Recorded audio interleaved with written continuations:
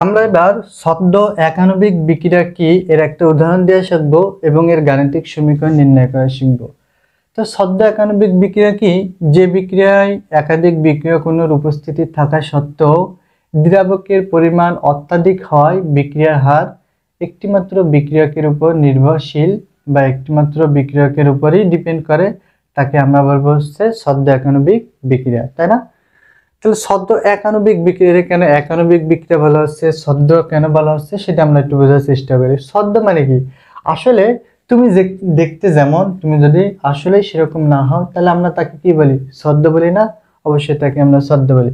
আর একানবিক বিক্রিয়া কাকে বলে? দেখো, আমাকে যে বিক্রিয়ার ক্রম আছে, বিক্রিয়ার ক্রম যদি 1 হয় তখন তাকে আমরা বলি একানবিক বিক্রিয়া। বিক্রিয়ার ক্রম যদি 2 হয় তখন তাকে আমরা বলি দ্বিআণবিক বিক্রিয়া। তাহলে বিক্রিয়ার ক্রম কিসের উপর ডিপেন্ড করে? বিক্রিয়কের যে ঘনমাত্রা আছে, ঘনমাত্রার সমষ্টির উপর ডিপেন্ড করে, তাই না? তাহলে আমরা দেখি একটা উদাহরণ দিই, সদ্য একানবিক বিক্রিয়ার উদাহরণ। যেরকম আমরা ইক্ষু চিনি, ইক্ষু চিনি মানে কি? আখের চিনি। এর সংকেত কি? C12, H22 ও 11। এটা হচ্ছে আমাদের ইক্ষু চিনি। এই ইক্ষু চিনির জলান্বয়ন, জলান্বয়ন মানে কি? H2 এর সাথে বিক্রিয়া দেয়া। তাহলে কার উপস্থিতিতে H2 এর সাথে বিক্রিয়া দেয়া? এই সেলের উপস্থিতিতে। এই সেলকে এখানে এই সেলের প্রভাবক হিসেবে কাজ করবে। তা ইক্ষু চিনির জলান্বয়ে তোমার গ্লুকোজ উৎপন্ন হয় আর ফ্রুক্টোজ উৎপন্ন হয়। গ্লুকোজের সংকেত কি? C6H12O6। আবার ফ্রুক্টোজের সংকেত C6H12O6।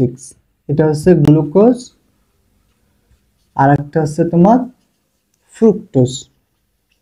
ফ্রুক্টোজ এখানে দেখো, গ্লুকোজ আর ফ্রুক্টোজের কিন্তু আণবিক সংকেত একই, কিন্তু এর গাঠনিক সংকেতের ভিন্নতা আছে। বিক্রিয়ার হারটাকে আমরা নির্ণয় করি।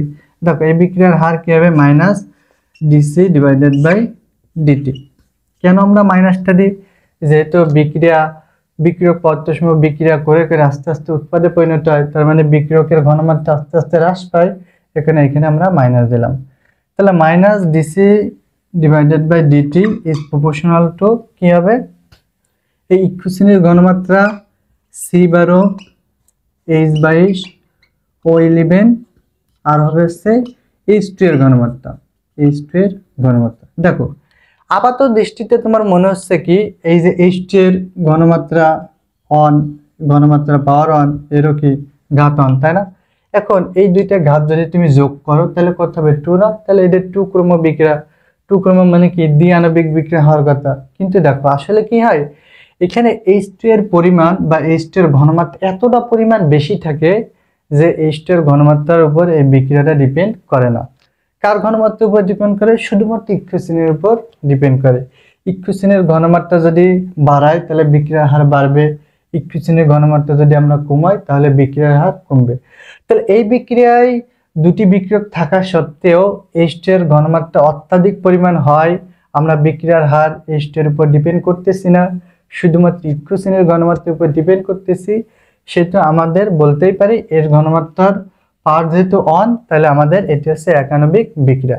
আর এটা যেহেতু দেখতে দ্বিতীয় ক্রমের বিক্রিয়ার মতো মনে হলেও এটা কি প্রথম ক্রমের বিক্রিয়া না, তাই একে আমরা আলটিমেটলি বলতে পারি সদ্য একানবিক বিক্রিয়া, তাই না? আচ্ছা, তাহলে আমরা সদ্য একানবিক বিক্রিয়া কি জানলাম, একটা উদাহরণ দিয়ে শিখলাম। এবার আমরা দেখি সদ্য একানবিক বিক্রিয়ার গাণিতিক সমীকরণটা আমরা কিভাবে উপপাদন করতে পারি। তাহলে আমরা মনে করি এ একটি বিক্রিয়ক, বি একটি বিক্রিয়ক, এ আর বি বিক্রিয়া করে উৎপাদ উৎপন্ন করতেছে, তাই না? আচ্ছা, দেখো এখন আমরা এটাও ধরে নিই এর প্রাথমিক ঘনমাত্রা বা এর ঘনমাত্রা এতটা পরিমাণ বেশি, এর ঘনমাত্রা এতটা পরিমাণ বেশি বেশি যে বিক্রিয়ার হার এর ঘনমাত্রার উপর নির্ভর করে না, শুধুমাত্র বি এর ঘনমাত্রার উপর নির্ভর করে, তাই না? আচ্ছা, ধরি বি এর প্রাথমিক ঘনমাত্রা ছিল বিক্রিয়ার শুরুতে, ধরি বিক্রিয়ার শুরুতে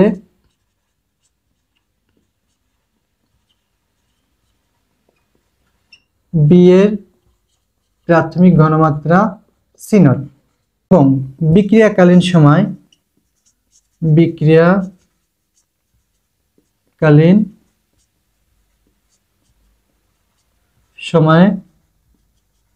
বি এর ঘনমাত্রা সি। তাহলে দেখো বি এর ঘনমাত্রা যদি সি হয় তাহলে তোমার বিক্রিয়ার হার কি হবে? বিক্রিয়ার হার minus DC divided by DT is proportional to C, তাই না? কেন আমরা মাইনাস দিচ্ছি এর ব্যাখ্যা আগেই দিচ্ছি, কারণ কি বিক্রিয়া যত হয় বি এর ঘনমাত্রা তত কমতে থাকবে, তাই না? তাহলে minus DC divided by DT is proportional to C. এখন দেখো এই প্রপোর্শনাল চিহ্ন যদি তোমার উঠয় দিতে হয় তাহলে কি হবে? একটা সমান আর সমানুপাতিক ধ্রুবক আনবো, তাই না?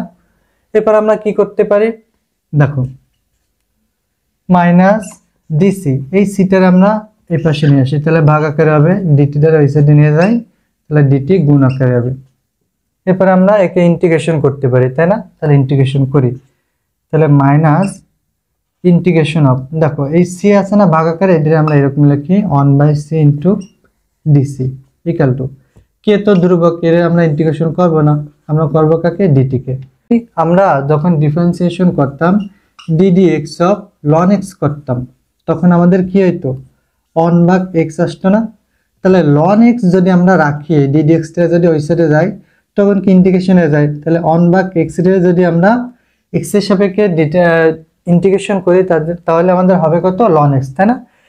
ঠিক যদি আমরা এখানে x এর সাপেক্ষে না করে যদি আমরা এখানে লিখতাম হচ্ছে ln c, ইন্টিগ্রেশন যদি আমরা করতাম 1/c তাহলে dc হইতো, তাই না? তাহলে 1/c রে যদি আমরা ইন্টিগ্রেশন করি তাহলে হবে কত আমাদের? ln c।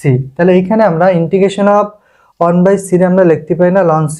অবশ্যই লিখতেই পারি, দেখি তাহলে minus ln c equal to দেখো কে ইন্টিগ্রেশন অফ ডিটি মানে কি? ইন্টিগ্রেশন অফ ডিটি মানে হচ্ছে তোমার টি প্লাস একটা কনস্ট্যান্ট ধ্রুবক। দেখো তাহলে আমাদের এখানে ধ্রুবকের মানটা বের করতে হবে। দেখো যখন বিক্রিয়া শুরু ছিল অর্থাৎ টি এর মান 0 ছিল, টি ইকুয়াল টু 0 ছিল, তখন কি ছিল? তখন এই যে সি, এই সি এর মান ছিল হচ্ছে সি নট, তাই না? আচ্ছা দেখো তাহলে আমরা এই যে মানটা টি এর মান 0 আর C equal to C naught এই সমীকরণে বসিয়ে পাই। দেখো তাহলে মাইনাস লন সি এর জায়গায় বসালাম আমরা C naught equal to K into 0 plus ধ্রুবক, তাই না? দেখো তাহলে minus ln C naught K সাথে 0 গুণ করলে 0 ইকুয়াল টু কত? ধ্রুবক, তাই না? তাহলে এই যে ধ্রুবকের মান আমরা পেলাম কত? Minus ln C naught. এই মানটা হচ্ছে আমরা এখানে বসিয়ে পাই, তাই না? তাহলে দেখো তাহলে আমরা এই সমীকরণে বসিয়ে পাই, তাহলে কি হবে? Minus ln C equal to KT তো বসেই যাবে, ধ্রুবকের জায়গায় কত হবে? ধ্রুবকের জায়গায় হবে মাইনাস লন সি নট, তাই না? আচ্ছা দেখো এবার আমরা কি লিখতে পারি? এই যে মাইনাস লন সি নট যদি এই সাইডে আসে তাহলে কি প্লাস, তাহলে লন সি নট এই মাইনাস লন সি রইল ইকুয়াল টু কেটি, তাই না? আচ্ছা দেখো তাহলে আমরা এইখান থেকে যদি আমরা লন কমন নিই তাহলে কি হবে? C naught divided by C, কারণ কি বিয়োগ থাকলে আমাদের ভাগ হয়, যদি যোগ থাকতো তাহলে আমাদের গুণ হইতো। তাহলে ln C naught divided by C equal to KT. এখান থেকে যদি আমরা কে এর মান বের করি তাহলে কে ইকুয়াল টু কত হবে? এই টি এই সাইডে গেলে কি ভাগ হবে? তাহলে 1/t ln C naught by C, তাই না? তাহলে এইটাই করলাম আমাদের তোমার সদ্য একানবিক বিক্রিয়ার গাণিতিক সমীকরণ। এখন এই লনটা যদি তুমি লগ আকারে রিপ্রেজেন্ট করতে চাও তাহলে কি হবে? শুধুমাত্র 2.303 গুণ দেব ডিভাইডেড বাই টি, লনের জায়গায় আমরা লিখবো log C naught divided by C. তাহলে এটি সদ্য একানবিক বিক্রিয়ার গাণিতিক সমীকরণ।